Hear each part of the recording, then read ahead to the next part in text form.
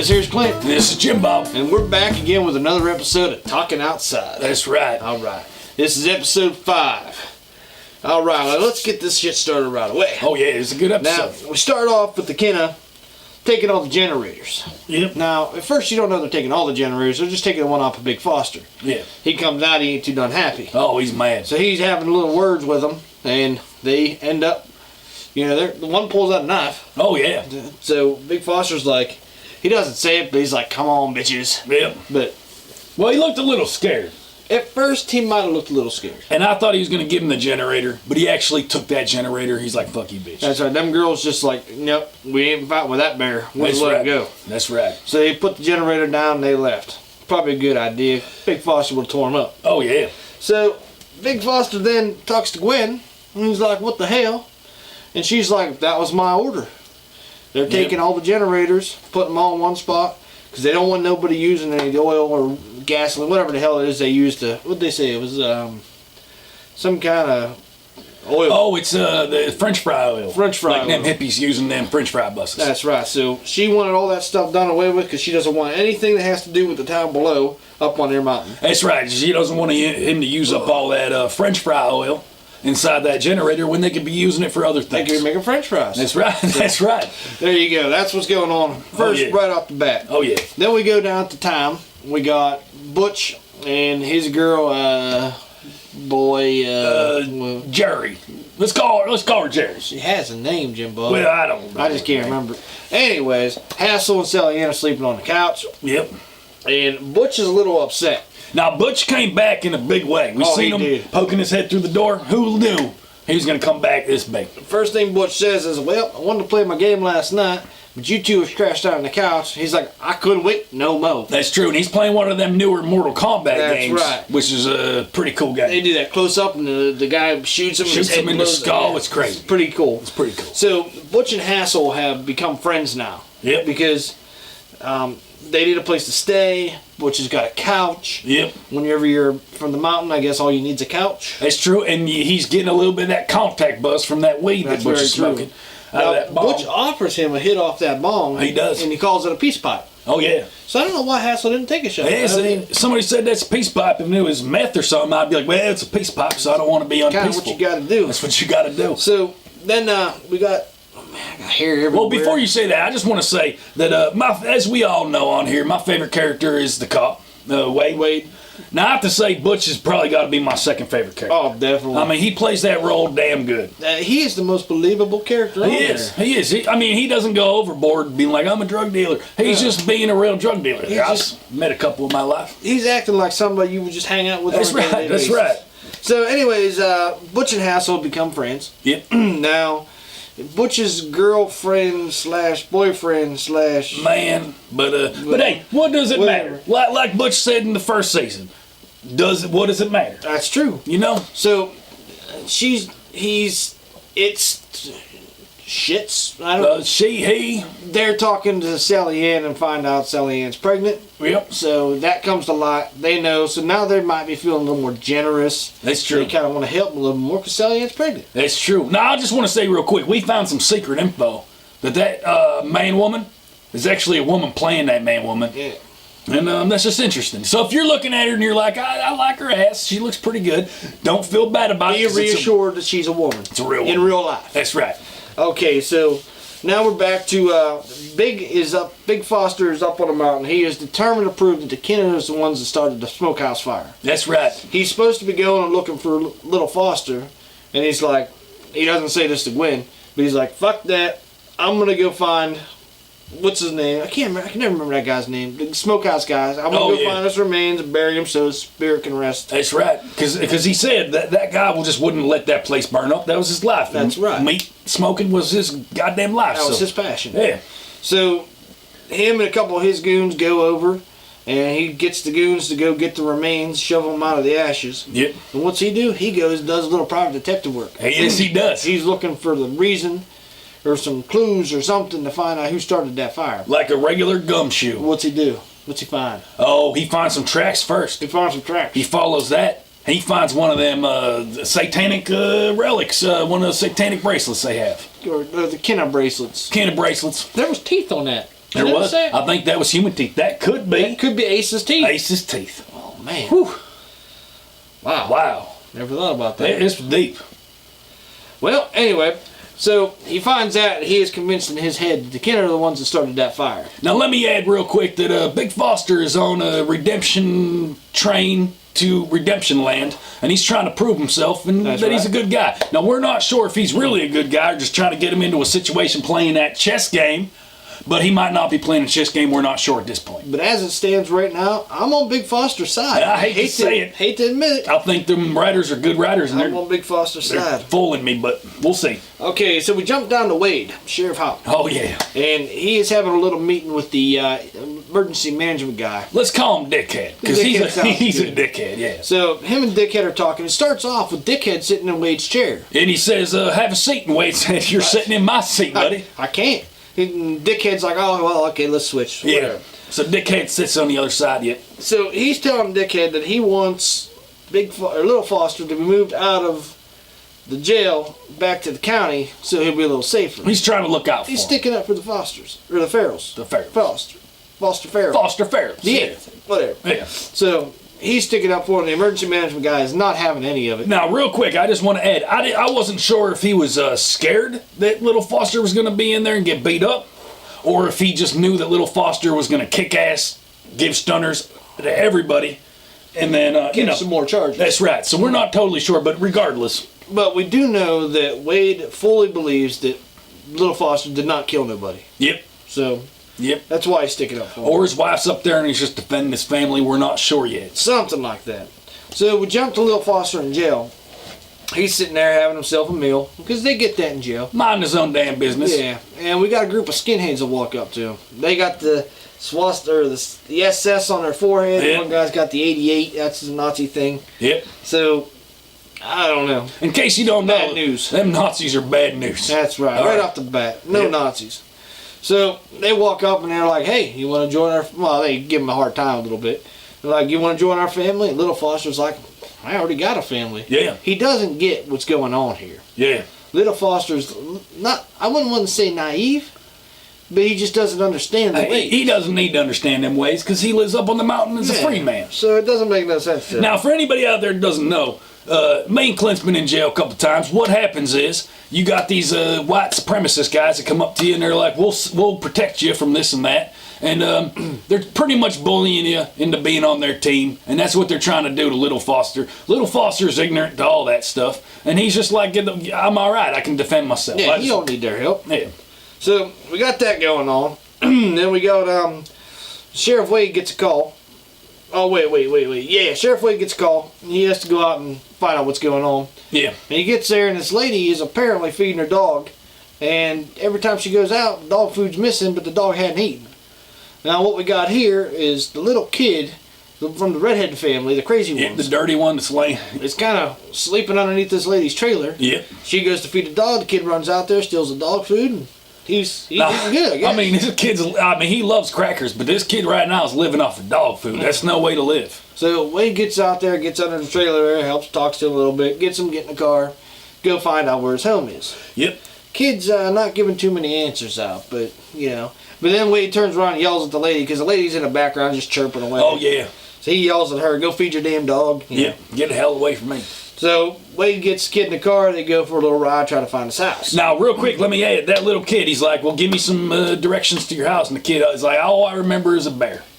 He remembers a bear. So he remembers a road called Bear Street or some shit like that, and he takes him down that street. Am I going to? No, that's fine. Am I man. jumping? And he's talking to all these people, and he figures out this kid don't even live around there. So real quick, when he figures out that this kid might be sending him on a wild goose chase, he goes up to that car, and you think he's going to start swearing at that Oh, kid. yeah, he's pissed. He's mad. He said, "You want to see me get mad? Yeah. You want to see me get mad?" But then he simmers down. He does because 'Cause he can't it's just yell a at a little kid. boy. Can't yell at a kid. That's right.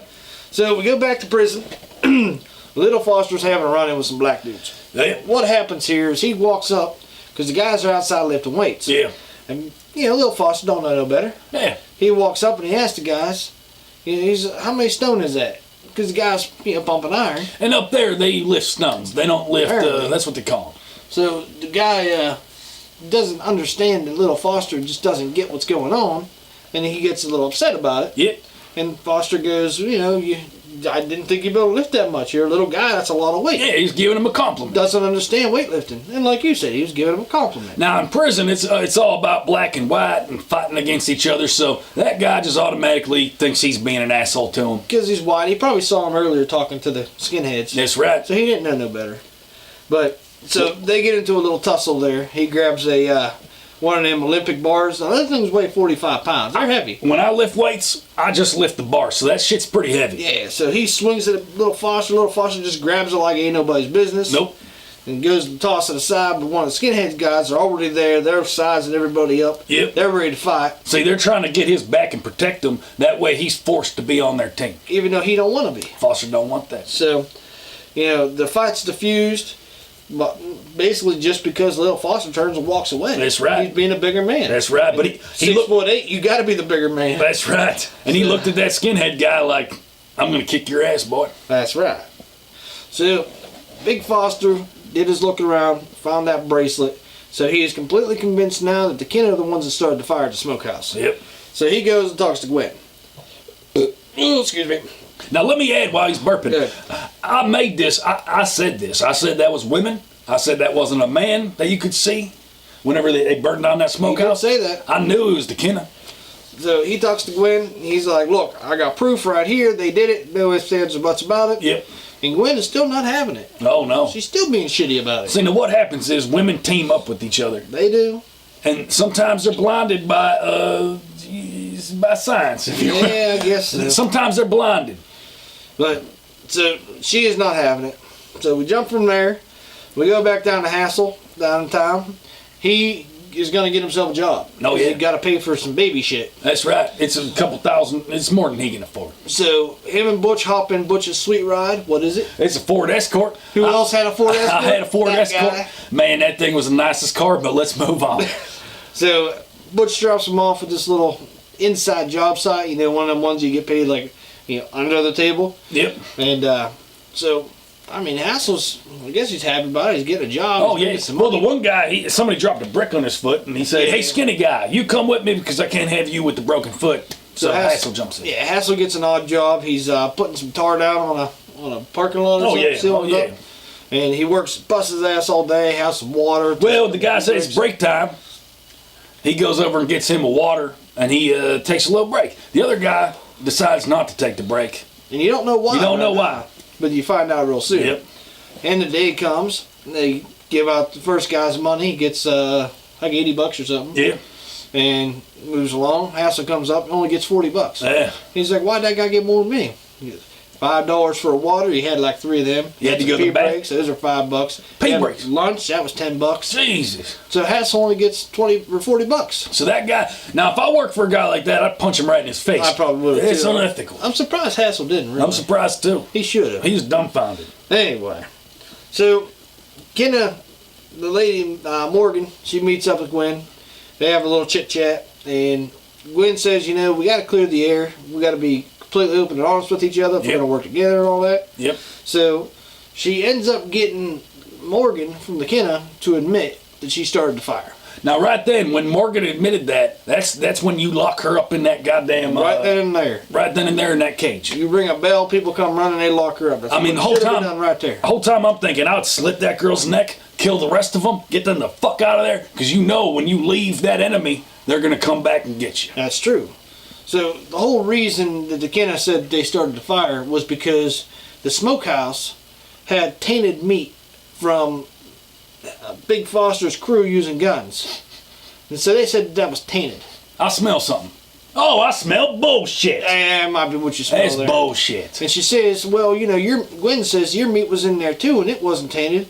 And Morgan says, well, because it was in the same room with tainted meat, that the taint becomes the taint. All right, so I don't know. if you're burning Just dumb shit. if you're burning away tainted things, that's all right, I guess, whatever. But there's a man in there that his life was that smokehouse, and you killed him in there. That don't make it right. And she said that she did not intend on killing anybody, but you clearly saw in the last episode that somebody locked the door. Oh wow, I'm getting that same whiff of bullshit. Bullshit. That's what it is right there. Okay, so back to prison. Yep. Nazis beat up the black dude that started well, he didn't really start. He kind of did. Yeah. That was lifting the weights. Oh yeah. So they beat him up and they drag him into the shower room with all these other naked guys. Tell the other naked guys to get out. Well, little Foster's still in there. Oh, the naked man ass warning. If you watch this episode, there's some naked ass in there. You guys probably already seen it. So they string him up there, and they got this looks like a piece of like square tubing. Yeah, it's a prison weapon. They're calling it a hammer. Hammer, probably best thing you can get. So the skinheads are going to kill this black dude, and it don't make no sense. Well, they're not going to kill him. They want Foster to get his back. Yeah, they want little Foster to kill him, really. What they're doing is playing mind games right there. And it ain't working. It ain't working. So for a second there, you think, hey, little Foster's going to hit this guy. Yep. Because, you know, the skinhead hits him once and goes to hit him again. Little Foster stops him. He's like, yeah, let me get a piece of that. Let me get and a he takes it. And as soon as he's getting ready to hit him, he turns around and throws it. I thought he was going to hit the other guy. But I was just hoping he was, really. So little Foster's basically saying, I'm done with your bullshit. He goes over, takes the gag out of the black dude's mouth, and the other guys, they walk away. So you're pretty sure he took him down. That's right. You know, so now he just got himself a friendship with the black dudes. So good for you, little Foster. Don't play those damn racist games. That's right. And we're not saying we don't like skinheads, bullshit. but we don't like skinheads here. All right. So back on the mountain, Gwen has decided that Big Foster was right, only because Morgan admitted that they burned down the smoke shed. Yep. So she's going out. She's got to find Big Foster. Big Foster's drunk and passed out at this point. Oh, he's drinking that fair wine. But she's got to go find him and be like, hey, we got to get something done here. Yeah. So she leaves the house, and as soon as she leaves the house that night, them sneaky bitches snuck right in there. Snuck into her house. Now, you don't know what they did yet, but they snuck into the house. Now, just because you live up in the woods, you should still have locks on your doors. I'm just saying. Probably should. Probably should. So we got Hassel now. Butch gets Hassel to go on a little drug run with him. Oh, yeah. Butch got to go sell some stuff. He thinks, it's a crowded place. He needs somebody to look over his back. So Hassel goes with him. And at this point, naively, I thought that Hassel was going to start selling drugs, but, well, that's not what happened. So they go in, and it happens to be an underground fighting ring. Oh, yeah. So Hassel's looking on, and he's watching these guys fight. You can see a little twinkle in his eye. Oh, yeah. Oh, yeah. Butch is out there mingling, wandering around, selling his product. Because that's what they call it in the business, his product. Yep. And Hassel just standing there watching the fight go on with that twinkle in his eye. Oh, yeah. And he tells Butch at the end, he goes, I could do that. Yep. So. And Butch is like, yeah, you can, buddy. That's a good idea. Butch is going to make some money off that because he's going to be basically pimping out Hassel for the fights. That's true. But Butch is a businessman. He's a businessman. Plain and simple. That's what's going on there. So we're seeing Hassel is going to end up in a fight club to make money to support his baby. Which, I don't know about you guys, that makes me real excited. So, hey, at least he's being a man about it. That's right. All right, we got back to Wade. Now, he's upstairs sleeping. His boy's downstairs having a nightmare. Yep. So Wade, being the good father he is, goes down, wakes his boy up. He's like, hey, it's just a nightmare. Yep. What's Wade do? He breaks out some feral magic on him. That's right. Now, it's not confirmed. This is just our opinion, one of our theories. Yep. But he takes like a little pinch of the boy's forehead, and he takes the bad dream out, and he puts it in his mouth and eats it. He eats it. Now that's a bad dream. Now, in theory, that would give him the bad dreams, but I guess he's taking one for the kid. Or it could be one of those, I got your nose things. Could be. Could be. We don't know. Never do know. Could be magic. All right. So back to Wade driving the next day, and before he left his son on the couch, he put his teddy bear in his arms. They looked at that teddy bear, and then it clicked. Yep. Because the kid said he lived on some kind of bear road. Bear. That's all he said was bear. Yeah. And it clicked. He remembered something he'd seen. So Wade goes driving up the road, and he passes a cemetery. Oh, yeah. Passes a cemetery. Which foreshadows. It's very important. So he drives up the road, and he stops, and he sees a carving of a bear. Yep. And he drives up the road a little bit more, and there's the kid's house. Oh, we all know what's in that house. What's in that house, Jimbo? Like 4 or 5 corpses. 4 or 5 dead bodies. That's right. So Wade walks into the house, finds the bodies. Oh, shit. He's freaking out. So we don't know where that's going to go exactly. No, we don't. But we know something's going to happen there. All right. Then we go to back up on the mountain. Here we go. We got Gwen. She's walking down the well, not down the street, but through the town, whatever, up there. And she's got Big Foster with them. She's got that Eddie Beveridge guy. He's one of Foster's henchmen. Oh, yeah. A couple of other henchmen. And they walk up and they see Morgan sitting out there eating. She ain't paying no attention. She don't looks even up, sees him. She don't give no goddamn.